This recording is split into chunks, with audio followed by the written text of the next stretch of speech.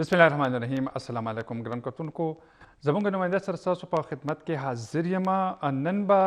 پروګرام کې وړاندې چې زموږ کومه موضوع ده هغه د خیبر پښتونخوا کوم جامعات دي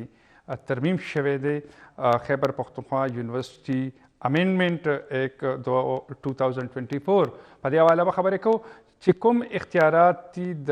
یونیورسټي چانسلرانو تعینات هغه وزیر اعلی ته میلاو شوي دي.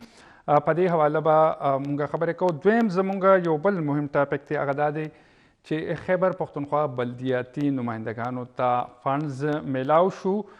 تحصیل چیرمین چې کوم دی هغوی ته به دغه فنډونه میلاویږي. په دې باندې مخالفو ډلو رد عمل څرګند کړی. هغوی دا وایي چې زیاتره چې کوم چیرمنان دي تحصیل کونسل نو هغه په دې کې د حکمرانې ډلې دي. په دې هکله به زموږ چې کوم مخالفو ډلو چیرمین دي د هغوی سره به خبرې کوو او ورسره د بلدیات وزیر ارشد ایوب صاحب سره به موږ کوشش کوو چې د هغوی موقف والو هغوی په دې حواله باندې څه وایي. د پروګرام اخره کې به خبره کوو د کورمه کې حالات ښه شوي دي. د امنیت په لور باندې د ژوند معمولات روان دي، خو د دغې ځای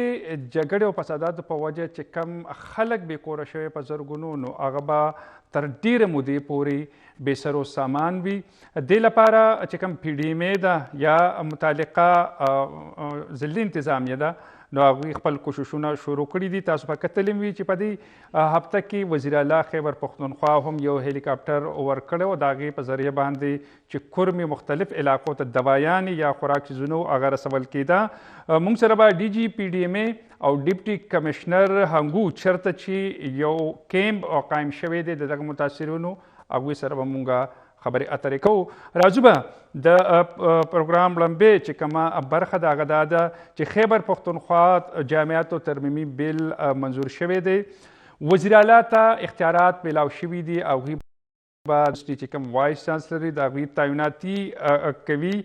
او د ګورنر نه دغه اختیارات اخیستی شوي دي. دغه شان اکیډمیک سرچ کمیټي وایس چانسلر لپاره به 3 نمونه تجویز کوي. په دې حواله باندې زموږ همکار اظهر خان مومن یو رپورټ تیار کړی دی. راځئ چې وګورو. د خیبر پښتونخوا حکومت د قانون سازۍ د لارې د سرکاري جامعاتو اختیارات د ګورنر نه اخیستي او وزیر اعلی ته ورکړي. په دې اړه د خیبر پښتونخوا اسمبلی د یونیورسټیز ترمیم بیل منظوري ورکړي چې په ترڅ کې اوس به سرکاري پوهنتونونو چانسلر د ګورنر په ځای وزیر اعلی وي. دغه رنګه ترمیم بیل تر مخه وزیر اعلی ته سرکاري جامعاتو وایس چانسلرانو د تقرري اختیارات ورکړي شوي دي. د ترمیم بیل تر مخه سرکاري یونیورسټیانو وایس چانسلرانو مدت ملازمت 3 کالونه 4 کاله کړی شوی دی. د یونیورسټیز ترمیم بیل مجریه 2023 کې د ګورنر نه د سرکاري پوهنتونونو د چانسلر اختیارات اخیستو سره سم وزیر اعلی ته د جامعاتو مالی امور بهتر کولو اختیار ورکړی شوی دی. ترمیم بیل نه وړاندې د وایس چانسلرانو مدت ملازمت 3 کاله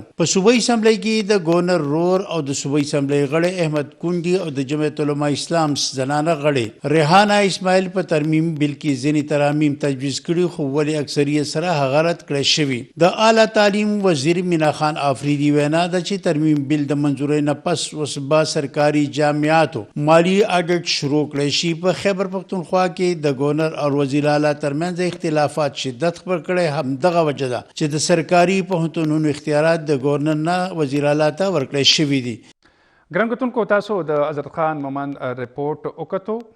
خیبر پښتونخوا چې کوم جامعات دي په دې حواله باندې چې کوم امینډمنټ شوی دی ترمیم شوی دی هغوی خپل نظر وړاندې کوو. موږ سره دا وخت ډاکټر محمد اقبال په خپله د پیوټا پخوانی جیس پاتې شوی دی، مختلف عهدو باندې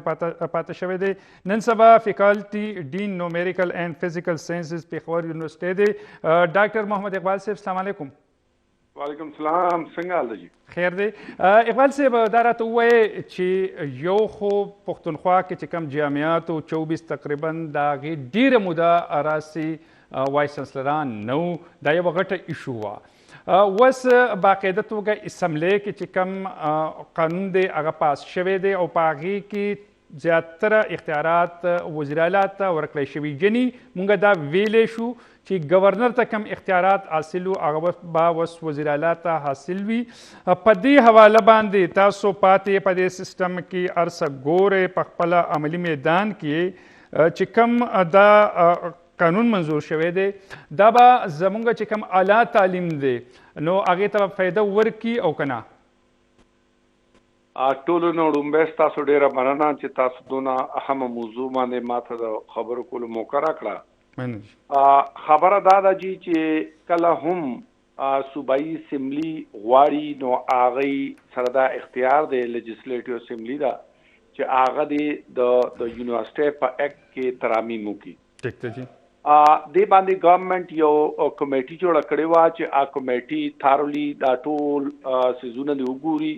او چې آئین کې کوم ځای کې مناسب ګڼي نو هغې کې دې چینجز وکړي.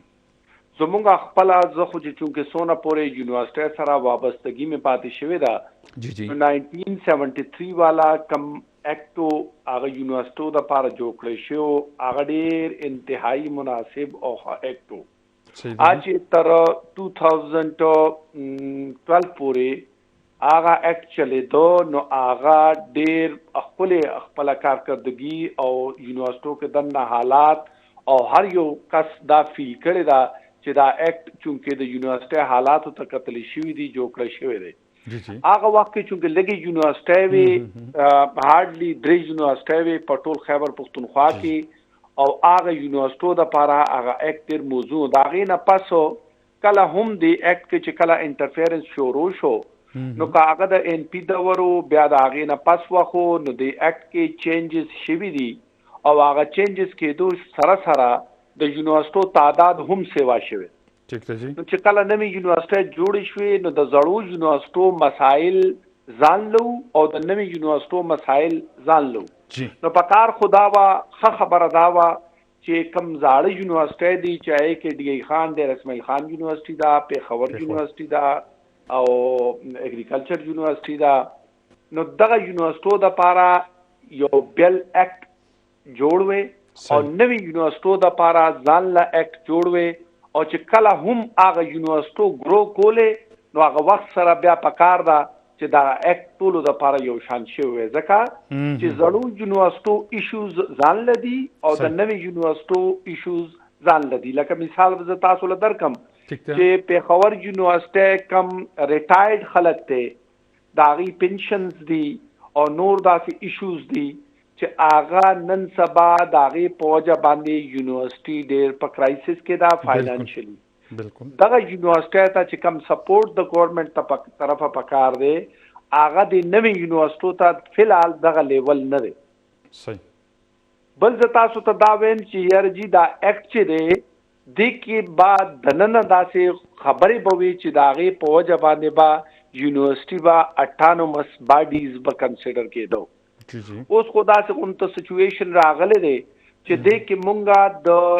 فیکلټي یا د فیکلټي ممبرز کوم هغه انوالومنټ دی نو هغه کم کړی شوی دی او هغه کمېدو سره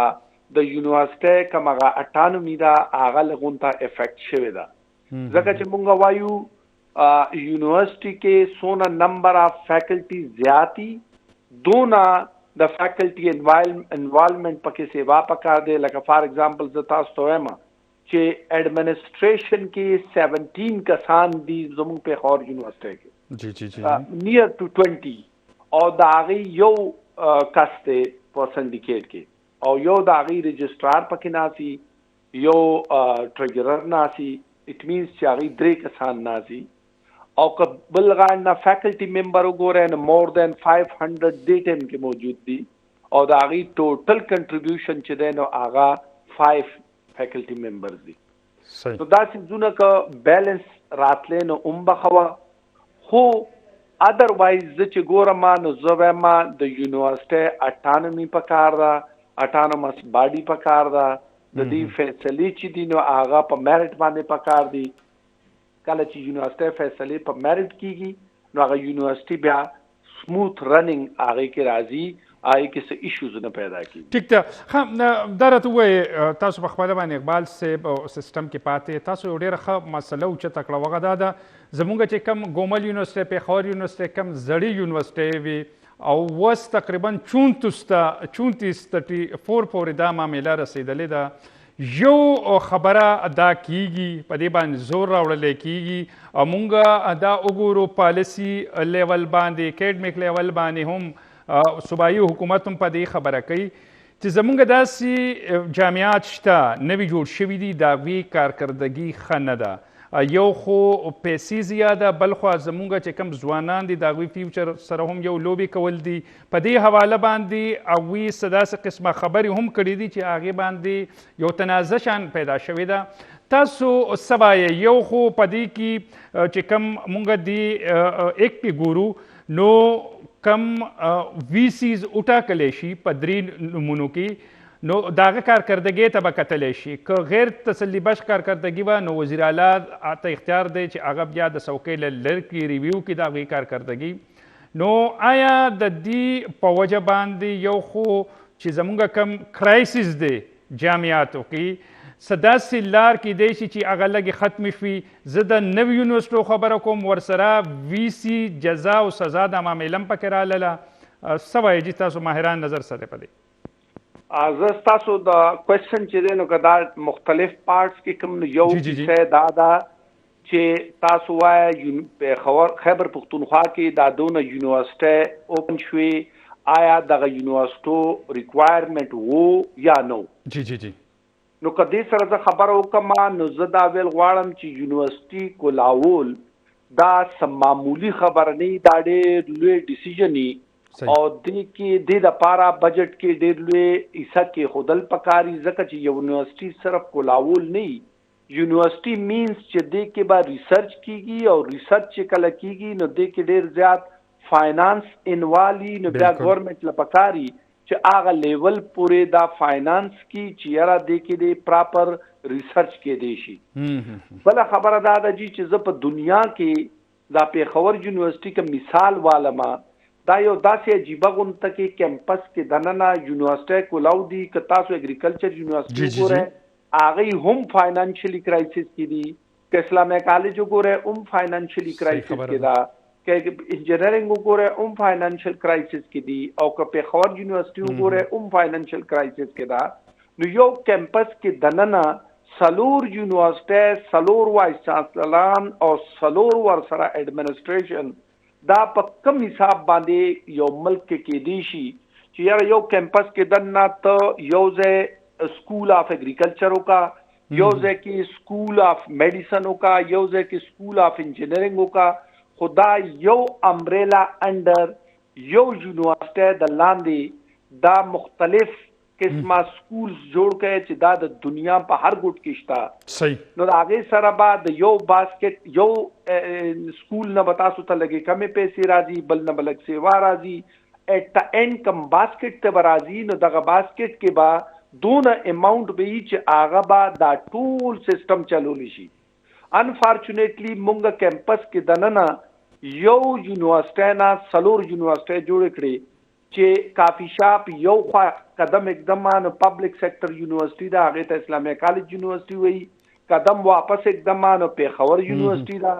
د اسلامیه کالج یونیورسٹی ځان له وایس چانسلر او ایڈمنسټریشن دی او وی فاینانشل کرایسس کیو پېښور یونیورسٹی دا د هغه خپل ایڈمنسټریشن او وایس چانسلر دی هغه ځان له فاینانشل کرایسس کی دی نو دا د ملک سره د قوم سره یو وخت کې څه شوي دي نو زه ذاتي طور باندې د چا خبره نه کوم زه ذاتي طور باندې ګڼم چې د قوم سره زیاتې شوې دي اقبال صاحب اخره کې راته دا ووایي خبرې ډېرې دي خو یو بحث دا کېږي تاسو د ریسرچ خبره وکړه چې کوم یونیورسټیز دي دلته ریسرچ کېږي د قام تصور کول دي مونږ تقریبا د دې 3 یونیورسټۍ چې کومې مخکینۍ دي د دې نه علاوه زموږ صوبه کې دا نورې 13 یونیورسټۍ وت جوړې شوي دي د دې افادیت څه کیدی شي یو خو دا زه په خپله باندې ګڼم په دې باندې خلک خبر هم کوي چې زموږ ډېر داسې ځوانان هغوی مختلف فیلډ کې ماسټر کوي پی ایچ ډي کوي نور شعبو کې هغوی ایجوکیشن حاصلوي خو فیلډ کې هغوی ته څه نشته نو دا مونږ یو ډیر یو خو دا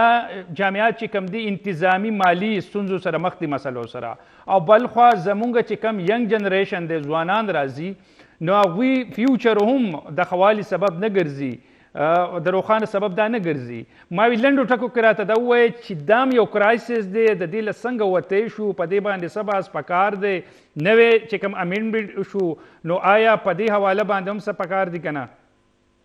زه خو به ستاسو دا کوم کوېسچن دی دا ډېر بنیادي کوېسچن دی چې ته یو بلډینګ جوړی او د بلډینګ پرپز څه دی، هغه پرپز سره د هغې بلډینګ شناخت کیږي. زما په دې ملک کې که ګورنمنټ کالجز دي یا یونیورسټي ده نو د دې د کالج او د یونیورسټي هم ډېر لوی فرق دی.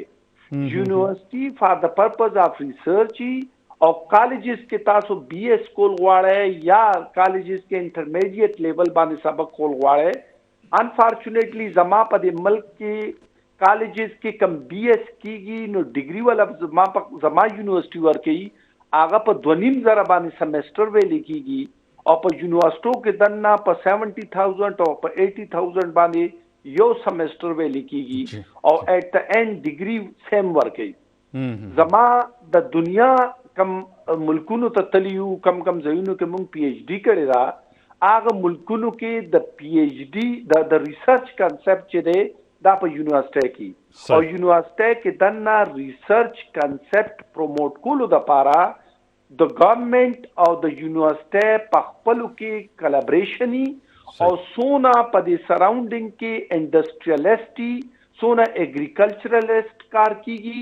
هغه ټولو لینکیجز برج هغه یونیورسټي سره او دې سره نوې ریسرچ کیږي او نوې پروګرامونه نوې ریسرچ انډسټری ته ملاویږي، اګریکلچر ته ملاویږي. نو دغه وجه باندې اګریکلچر هم ترقی کوي، انډسټری هم ترقی کوي. نو دغه ملک هر یو بچی ته د یونیورسټي د جوړولو فروټ ملاویږي. انفارچونیټلی لکه زه چې کم پیښور یونیورسټي کې ناست یم دې سراونډینګ کې فاټا مانا 16 کیلومیټره within 40 کیلومیټر 30 کیلومیټر کې ما سره فاټا یونیورسټي ده، بیا دې خوا لاړ شي جی ما سره 400 کې یونیورسټي ده، ما سره مردان کې ده. نو دې کې هیڅ شک نشته چې یونیورسټي جوړول پکار دي او که سباله سسټینیبلټي نشته او دا کنټینیو نشو ساتلې نو دې وجه باندې دغه بچی زمونږه یا دا زمونږه بچی پکار د چې هغه ځای نه پک اینډ ډراپ سیستم جوړ شوی او دا په دې سنټر کې یو یونیورسټي کې وي او بجای 34 یونیورسټو نه 15 یونیورسټي یا 6 یونیورسټي دا په دې ټول خیبر پختونخوا کې انف وي چې هغه کې به د دې سروایول او ډیره مننه ډاکټر محمد اقبال صاحب. وخت ختم شو، یقینا هغه کې به مونږه د مسلو سره مخ نو، دین علاوه کوالټي ایجوکیشن به او هغه تعلیم به په کم چې زمونږه کم نوي ځوانان فارغ کیږي چې عملی ژوند کې هغوی ته څه روزګار هم ملاوي. ګرانو کتونکو یو دمه ده، د دمې نه بعد ستاسو په خدمت کې بیا حاضر یو.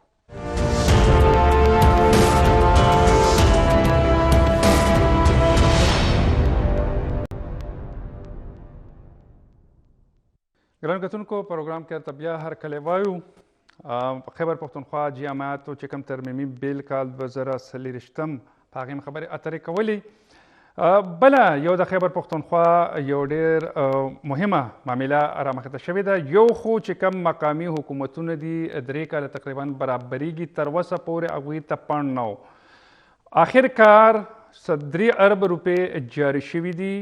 خو چې کوم مخالف ډلې دي اپوزیشن دي هغوی دا ټول وایي چې دا صرف چې کوم تحصیل چیرمنان دي د حکمرانې ډلې پی ټی آی دا هغوی ته جاري کیږي. په دې حواله باندې زموږ همکار رشید افاق یو رپورټ تیار کړی دی، راځئ چې وګورو. یو طرف ته نوی بلدیاتي نظام خپله پی ټی آی تخلیق کړی، د نوي نظام متعارف کولو نه وړاندې پی ټی آی اوچتې او غټې دعوې کړې وې چې بس دا نظام نافذ کول دي، بیا تبدیلي، خوشحالي، سوکالي او ترقي به په خپله منډې راوهي. او اوس حال دا دی چې د پی ټی آی صوبایي حکومت خپل جوړ کړی شوي بلدیاتي نظام ته هم اول خو فنډونه نه ورکول، د بار بار احتجاجونو او مذاکراتو نه پس اوس چې کومه پیشو د بورۍ نه بهر راووته هغه دا چې صرف 50 تحصیلونو ته بلدیاتي فنډ ورکړی شوی چې پکې نیبرهوډ او ویلیج کونسلز په مکمله توګه نظر انداز کړی شوي. ویل کیږي چې دا هغه بختور او زورور تحصیلونه دي چېرته چې د پی ټی آی 50 ناظمان کامیاب شوي ځکه یې د فنډونو په ترلاسه کولو کې هم کامیابي ترلاسه کړې ده. په دې شپږ 50 تحصیلونو کې یو 50 تحصیلونه پی ټي آی په خپل نوم کړي. دا وجه ده چې دوی ته یې فنډونه جاري کړي. بل طرف ته په مردان کې اے ان پي، پېښور کې د جمعیت او د هریپور 3 تحصیلونو ته یې هم فنډونه ورکړي، اگر چې د هریپور 3 وړه تحصیلونه د نون لیگ په نوم دي. خو دا هم ویل کېږي چې د 3 علاقو ته ځکه فنډونه ورکړي چې د دې اکثره ناظمان ډېر فعال دي او یونین یې چلوي. دا وجه ده چې دوی ته خولې بند کړي. په مجموعي توګه 3.29 کروړه روپۍ د شپږ 50 تحصیلونو ته جاري کړې شوې. په دې کې 4,212 ویلیج او نیبرهوډ کونسلرز په مکمله توګه نظر انداز کړې شوي. دا وجه ده چې د کونسلرانو په 9 دسمبر غونډه رابللې ده چې په دې اهم ایشو د احتجاج کولو لپاره صلاح عمل جوړوي. په دې فنډونو کې د ایبټ آباد د 2 تحصیلونو لپاره 18 کروړه روپۍ، د بنو لپاره 9 کروړه، بټګرام 14 کروړه، د بونیر د 4 تحصیلونو لپاره 18 کروړه 408 کروړه، چترال لویر 9 کروړه، چترال اپر 15 کروړه، ډی خان 18 کروړه، دیر لویر 19 کروړه، دیر اپر 14 کروړه، د هریپور د 3 تحصیلونو لپاره 20 کروړه، د کرک د 3 تحصیلونو لپاره هم 20 کروړه روپۍ منظور کړې شوې. کوهاټ 9 کروړه، ملکن 14 کروړه، مردان ته 20 کروړه، نوخار ته 9 کروړه او د پېښور 2 تحصیلونو ته 10 کروړه روپۍ فنډ جاري کړې شوې. دې نه علاوه د صوابۍ 3 تحصیلونو ته 28 کروړه روپۍ فنډ ورکړې شوې. دلته دا سوال هم ډیر اهم دی چې صوابۍ ته 28 کروړه او صوبایي دارالخلافه یعنی پېښور ته 10 کروړه روپۍ، هغه هم صرف 2 تحصیلونو ته. دا فنډ په کوم بنیاد او د کوم قانون د لارې جاري کړی شوی په دې تر اوسه پورې راوي خاموشه دی. البته په دې تحصیلونو کې د شاه وفادار منتخب شوي ځکه ورته شاه هم په ښه سترګه کتلي. ولې اوس په د بلدیاتي نمایندګانو په صوبه کې یو ځل بیا د مدمس کلندر جوړیږي او بل طرف ته خو د هغه زاړو احتجاجونو اور هم لا نه دی مړ شوی. نو الله دې پکې خیر واچوي. د کیمرامین محمد فرحان سره رشید آفاق، خبر نیوز پېښور. ګران کتونکو، تاسو ریپورټ وکړو د رشید آفاق. مونږ په دې حواله باندې کوشش کوو چې صوبایي وزیر بلدیات ارشد ایوب صاحب سره رابطه وشو. دې نه علاوه خیبر پښتونخوا هغه چیرمنان هغوی چاته چې دا فنډ نه دی جاري شوی، تقریبا 130 پورې تحصیل چیرمن صاحبان دي، تحصیل کونسل دي، په هغې کې د پی ټي آی تقریبا 51-52 دي هغوی ته جاري شوي دي، 3 نورو ته شوي، خو مجموعي توګه دغه محروم ساتلی شوي دي. موږ سره عامر غني تحصیل میر هنګو موجود دی. عامر غني السلام علیکم. وعلیکم السلام فیاض صاحب. امیر غني دا راته ووایه چې تر اوسه پورې درته څومره فنډونه میلاو شوي دي او دا اوس چې کومه پیسه جاري شوې ده نو تاسو خو زما خیال دی تاسو ته محرومه یې.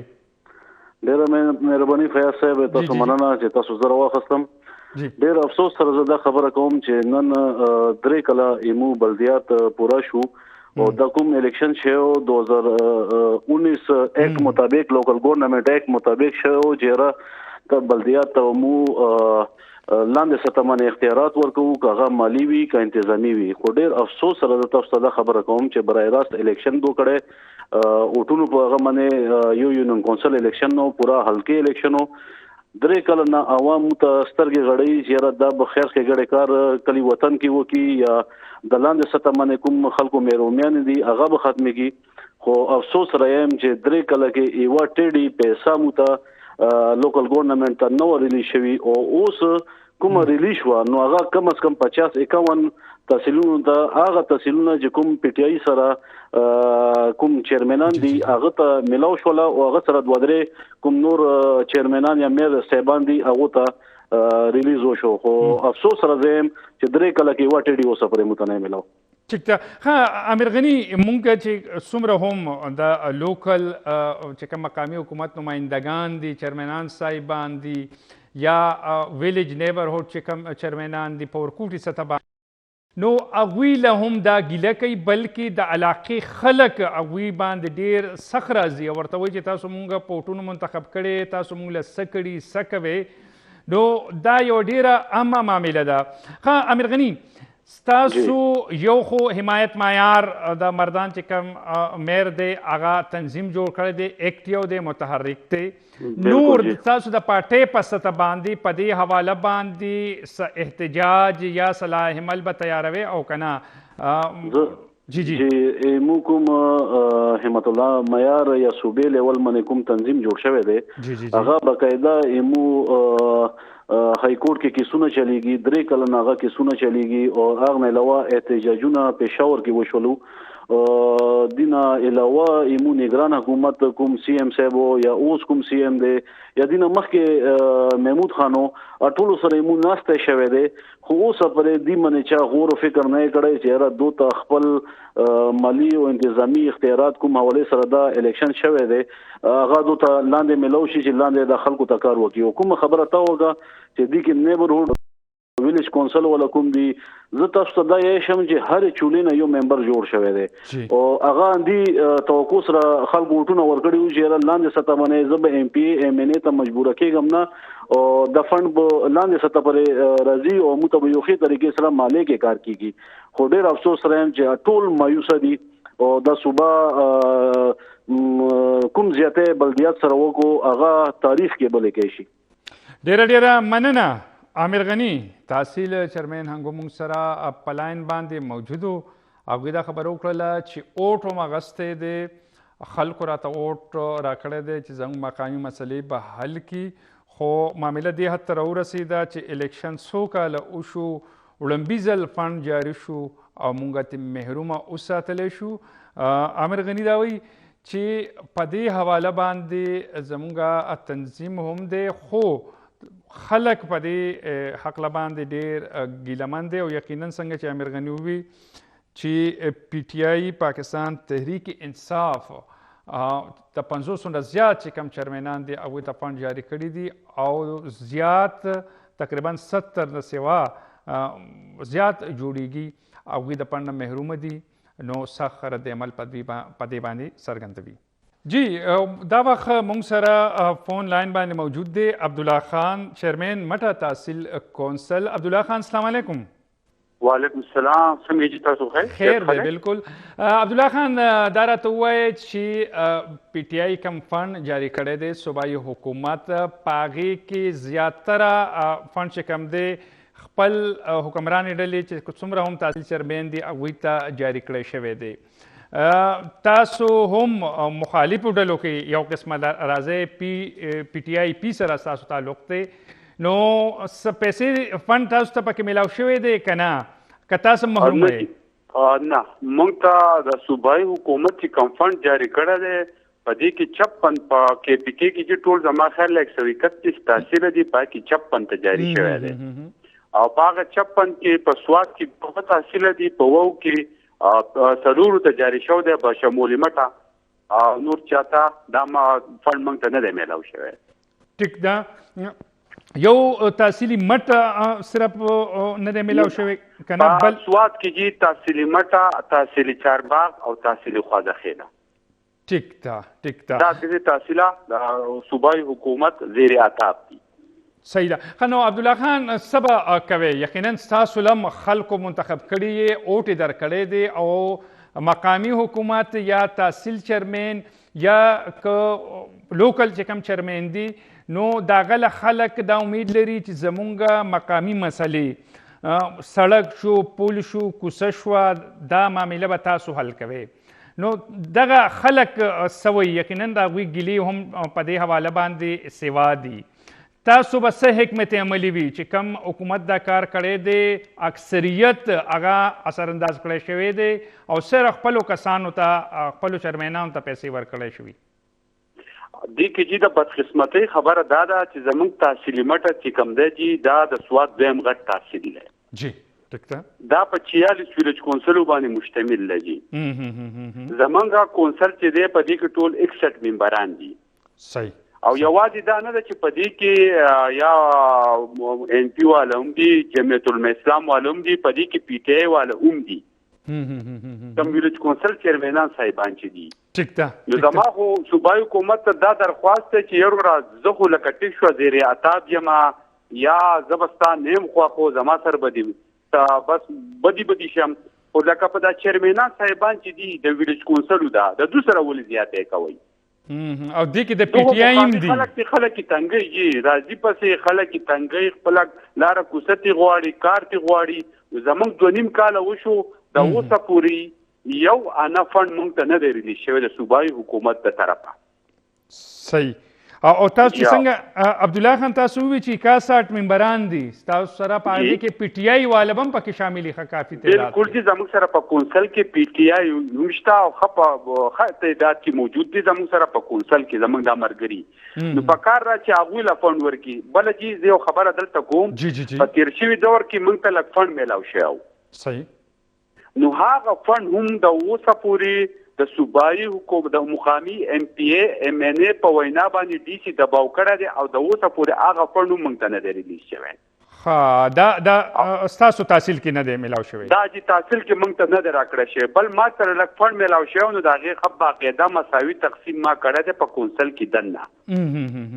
او ټول هغو ته مې څه لږ ډېر چې څه و هغو ته ما ورکړی دی خو اوس صوبایي حکومت چې دا کم زیاتی شروع کړی دی جي نو دا خو لکه مونږ په هغې خلاف یو واک هم کړی یو پریس کانفرنس هم کړی دی او روان زمونږ دا لای عمل دی چې مونږ به په هر ویلیج کونسل کې کوم هر ویلیج کونسل ممبران به راځي او باقاعده دا د ما خیال 2.5 کسان د تحصیلي موټي جوړیږي نو مونږ به بیا یو احتجاج بل هم کوو ټیک ده جی عبد الله خان ډېره مننه چیرمین تحصیل مټه کونسل عبد الله خان موږ سره په لاین باندې موجود وو هغوی دا ویناوه چې نظر انداز کړي مخالفین چې کم ډلې دي کم چیرمنان دي هغوی ته فنډ نه دی ورکړی شوی مونږ خلکو په دې وجه باندې منتخب کړي چې زمونږ مقامي کوڅې د کور دا مسایل تاسو حل کې هغوی راته ګوري سترګې دي راته خو مونږ ته حکومت نه راکې وس چې کم فنډ جاري شوی دی نو هغې له محرومه یو او دوی عبدالله خان دا خبره هم وکړله چې دوی ته کم مخکې فنډونه میلاو شوي هغې تقسیم کړي دي او اوس دوی سره په دې کونسل کې د پی ټی آی جی یو آی ان پی خلک هم شامل دي ممبران هم شامل دي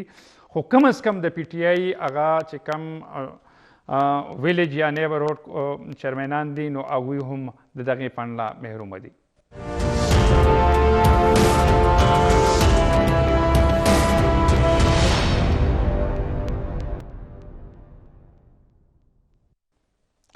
ګران کتونکو د میل آباد ستاسو په خدمت کې بیا حاضر یو اوس په ځو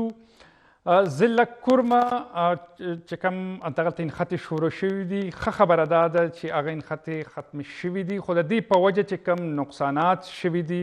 نو هغه به تر ډېرې مودې پورې جاري وي خلک هم ډېر متاثره شوی دی هنګو کې هم د متاثرینو کیمپ جوړ شوی دی په دې هکله باندې زموږ همکار محمد اسماعیل ریپورټ تیار کړی دی راځئ چې وګورو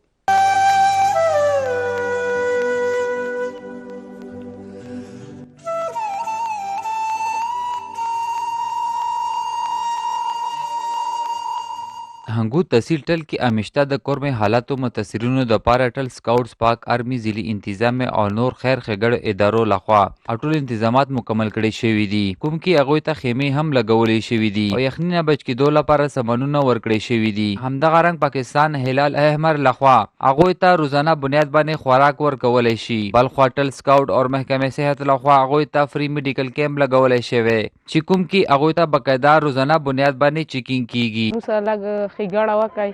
په دې څه چیا نشته ساړه ده ماشومان دي واړه بیماران دي موږ سره لږ امداد وکړي حکومت والا طرف نه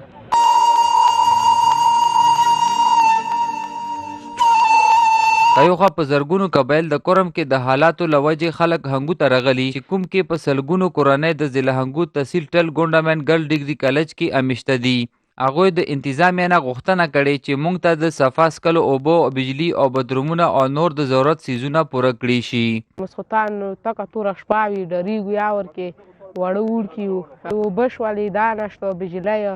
دا نشته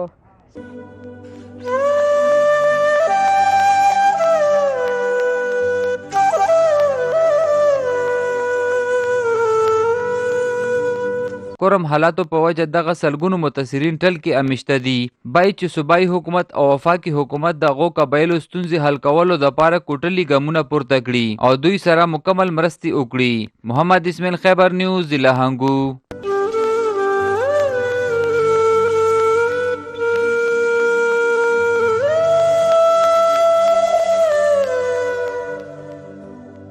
ګران کتونکو، تاسو د محمد اسماعیل ریپورټ وکړو د هنګونه الته هم چې کم متاثرین دي کورمه کې چې کم حالات د هغې په وجه مختلف علاقو کې کم تاوتریخوالی پیدا شوی او ډېر خلک متاثر شوی دی. هنګو د کیمپ په حواله تفصیل راکو. اسماعیل، موږ سره ګوهر زمان وزیر ډیپټي کمشنر هنګو موجود دی. ګوهر زمان صاحب، السلام علیکم. خیر دی جی، بالکل. ګوهر زمان صاحب دا راته ووایه چې هنګو کې هم کیمپ قایم دی، تاسو انتظامات مونږ په دې ریپورټ کې هم وکتله. نور پی ډي ایم اے ډي جي پی ډي ایم هم مونږ سره لږ ساعت په لاین باندې موجود وي. دا راته ووایه چې تر اوسه پورې خو اقدامات شته، خو تاسو ته نور څه داسې امدادي څیزونه پکار دي یا نور څه داسې اسانتیاوې پکار دي چې یخني هم ډېره زیاته ده او دغې کیمپ کې خلکو ته کم متاثرین دي هغوی ته ډېر زیات ژوند په اسانه شي، ریلیف میلاو شي؟ جی مهرباني تاسو ته موقع راکولو. جی بالکل چې کله دا متاثرین ټول رالل نو د وزیر اعلی کې پی او زموږ چیف سیکرټري هدایت مطابق چې د دې تاسو هر قسمه امداد وکړئ، هر قسمه خیال وساتئ. د دې حوالې سره موږ اول په ټل کې په ګرلز ډیګري کالج هغه پورشن کې کم چې استعمال کې نه دی، هلته موږ پراپر کیمپ اسټابلیش کو، هلته موږ خیمې ولګولې. خو سره موږ سره هلته تقریبا 12 نه 14 کمرې هم غټې هالز هم موجود وو. په هغې کې موږ هغې ته واشروم فیسیلیټي هم پرووایډ کړه، هغې کې موږ دې ته لایټینګ او ټول دا انتظامات هغه ټایم وکړل. دا کوم چې دا یو خیمه وي که نه چې دا بیسیکلي واټر پروف وي، ډبل دغه والا دی، او دې کې موږ دې ته فارمز او ښه ګرمې کمبلې او پیلوز او دا ټول شیزونه پرووایډ کوو. نو وی نو چې دا دومره آیډل سچویشن نه دی، بټ بیا هم ګورنمنټ موږ خپل همیشه دا کوشش کوو چې دې ته موږ میکسیمم فیسلټیز ورکو. او پی ډي ایم اے حوالې سره به دا خبره وکړم چې موږ دې اپریشیټ کوو، د دې موږ سره ډېر زیات ښه ملاتړ وکړو په دې ټول کاروایي کې. او د وزیر اعلی صاحب خاص هدایت نه بعد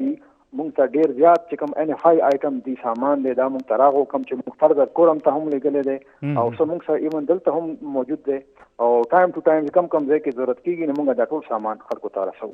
ټیک ده. ګوهر زمان وزیر صاحب، تاسو سره دغه یو کیمپ دی، آیا نور هم داسې امکانات شته چې نور متاثرین راشي یا په دې حواله باندې څه منصوبه شته چې بل کیمپ جوړ شي که نه دغه متاثرین تاسو سره رجسټر دي یا راغلي دي؟ موجوده چې کوم سره متاثرین دي هغه په ټل کې موجود دي. ټیک ده. خو فی الحال خو دا نمبر داسې زیاتېدی شي ځکه چې دا خلک اوس هم بهر شته، څوک مطلب دی چې مختلف خلکو سره اوسېږي، داسې هم پکې شته چې څوک لږ سپوز لاندې پېښور ته تللي دي یا څوک به کوهاټ ته هم تللي وي. اوس میبي هغه خلک د پسیج اف ټایم موږ ته واپس راشي او بیا به د هغې هم ذمهداري موږ باندې به راشي. خو ځکه هغې په هکله موږ الریډي د پی ډي ایم اے سره موږ په دې باندې خط او کتابت موږ کړی دی چې ان کیس چې که ضرورت شي نو بیا به موږ انشاءالله په دې هنګو کې یو ښه پراپر کیمپ اسټابلیش کوو. لکه څنګه چې په دې هنګو کې 4-5 کاله مخکې هم پی ډي ایم اے د توغ سرای په علاقه کې یو کیمپ اسټابلیش کړی و. د هغې دپاره موږ دې ته الریډي ریکویسټ کړی دی، خو فور د ټایم بینګ چې کم دي هغه موږ سره کم دي، لا دومره ضرورت نشته. ټیک ده. ګوهر زمان وزیر صاحب، تاسو ویل چې په الحال لا ضرورت نشته او دغلته چې کوم اسانتیاوې دي ټل کیمپ کې نو هغه په الحال برابر دي او موږ کوششونه کوو، انتظامیه د حکومت په احکاماتو کوششونه کوي چې خلکو ته ریلیف ورکړی شي. ډېره مننه ګوهر زمان وزیر صاحب ډیپټي کمشنر هنګو موږ سره موجود و، ټل کې چې کوم کیمپ او د هغې په حواله خبرې اترې کولې او دایم وینا وه که چیرې ضرورت شي هنګو کې کیمپ جوړولو یا بهر نور خلک تللی وي د کورمې په وجه باندې یا خپلو خپلوانو کړی وي یا پېښور یا نورو د صوبې علاقو ته تللی وي که بیا راتګ غواړي نو هغه معامله هم زموږ په ذهن کې ده. ګوهر زمان وزیر صاحب دا هم وینا وه چې څو کاله وړاندې هم موږ باقاعده هنګو کیمپ جوړ کړی و او کو داسې قسمه صورتحال پیدا کیږي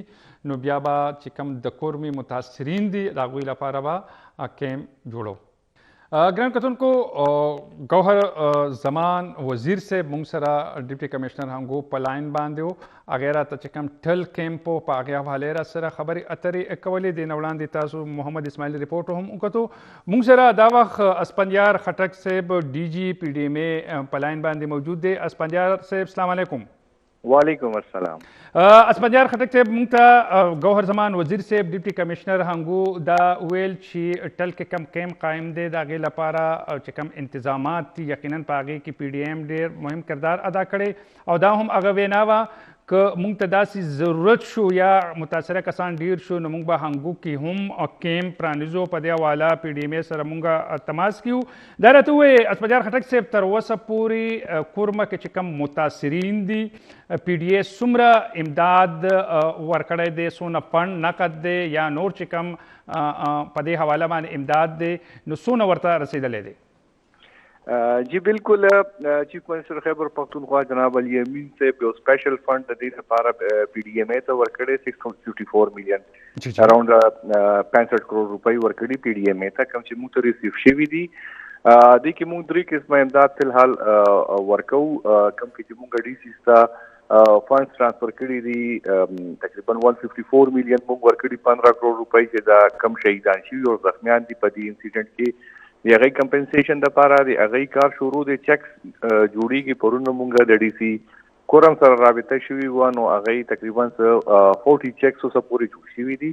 او نور چیکونه چې دي هغه پروسس کړي دي. دې نه علاوه D C quorum था और D C Hangu था मुंगा 20 million rupees the at present general relief the पारा और दगा कड़ी दी ट्रांसफर कड़ी दी चिकम अगई द जनरल रिलीफ आइटम दी अगा दी دویم قسم امداد چې دی نو هغې کې کیمپس راځي یا چې کوم ډسپلیس فیملیز دي نو هغې کې مونږ اوسه پورې نن هم زمونږ 500 ټینټس اور این ایف آئی آیټمس چې دي نان فوډ آیټمس چې دي کې کمبلې رضایانې کچن آیټمس دا ټول څیزونه چې دي دا مونږ نن هم ډسپیچ کړل تقریبا د 500 ټینټس دي او ورسره این ایف آئی آیټمس دي. د دې نه علاوه 650 ټینټس چې دي سره د این ایف آئی آیټمس چې دي دا مونږ already کورم डी सी ستا او د डी सी هنګو ته ورکړي دي. پی डी ایم اے چې دی ویر هاوس فولي سټاک دی ډیزاستر کې ان اني شیپ وی نو کو کلر هغه ریکمنډیشنز د डी सी وی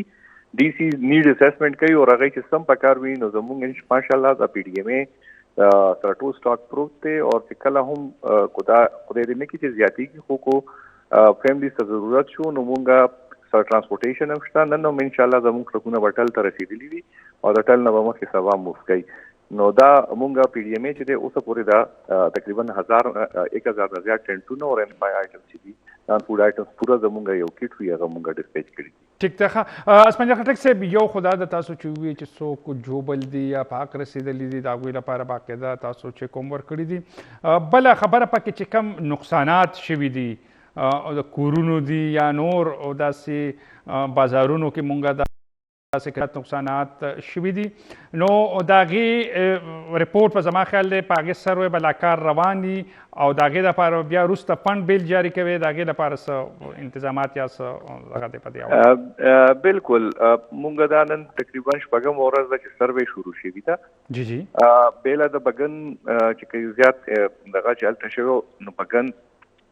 زمونږه هلو جی جی جی جی आवाज راځي تاسو بګن ته زمونږ دغه دی هلته کې ټیمز روان شي کنسرن اډیشنل اے سی یا اے سی صاحب چې دی هغه د لاندې یو اسسمنټ کمیټي ده چې پټوار سرکل وي اور د لائن ډپارټمنټ کس وی د کې زیاتر دکانونه سوي دي دکانونه خراب شوي دي کورونه شوي دي پټرول پمپ ته پکې بانک ته پکې نو هغه اسسمنټ شروع دي. فلحال موږ صرف آئیډنټیفیکیشن کوو روزانه موږ د ماښام 6 بجې رپورټ راځي هغه په دې حالاتو کې هم زموږ سټاف چې دی هغه په فیلډ کې دی اسسمنټ شروع دی آئیډنټیفیکیشن شروع دی. وانس د آئیډنټیفیکیشن پروسس چې کمپلیټ شو نو د دې نه پس بیا موږ اسسمنټ کوو چې هغه کور یا دکان یا د هغې قیمت څونه او بیا چې د پروینشل ګورنمنټ څه نوټیفاید ریټس دي نو انشاءالله پیسې مونږ سره پرتی دي اکاونټس کې څه مونږ ټرانسفر کړي دي डी सी ته او چې د डी सी نه کم کیسونه ویریفای کیږي او هغه مونږ ته راځي نو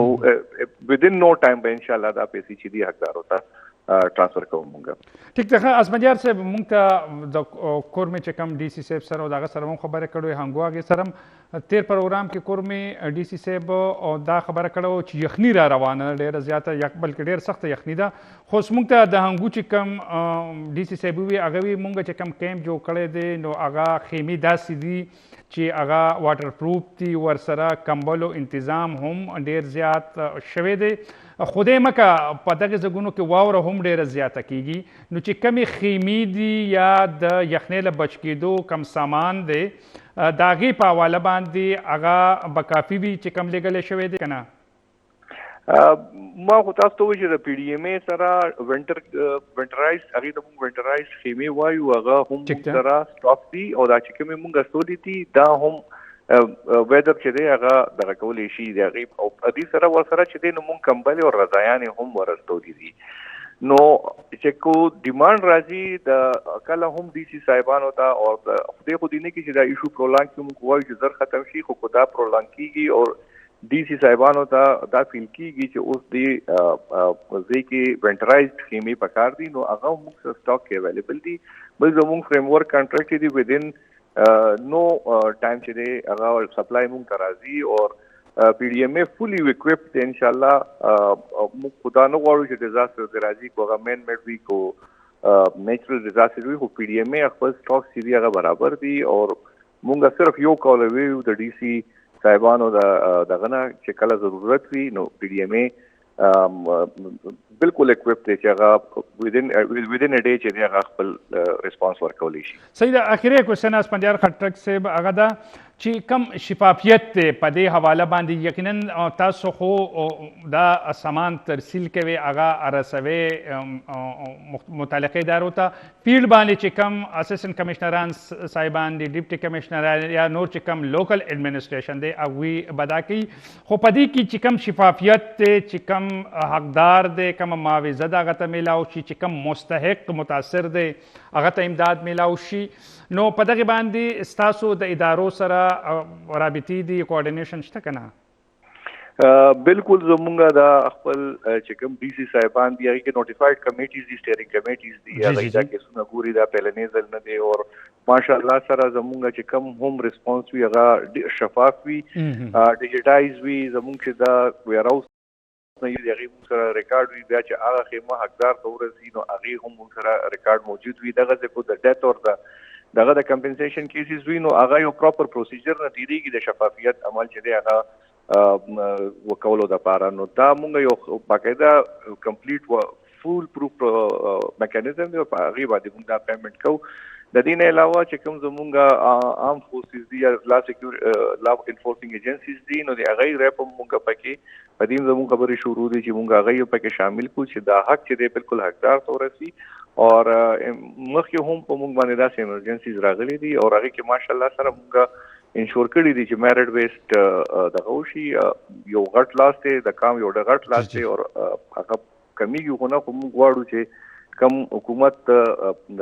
پیکیجز اعلان کړي دي هغه بالکل حقدار ته ورسي هغه ته کم شي او د خلکو چې کم مسایل دي هغه لږ کم شي. اسفندیار خټک صاحب ډي جي پی ډي ایم ای ستاسو ډېره مننه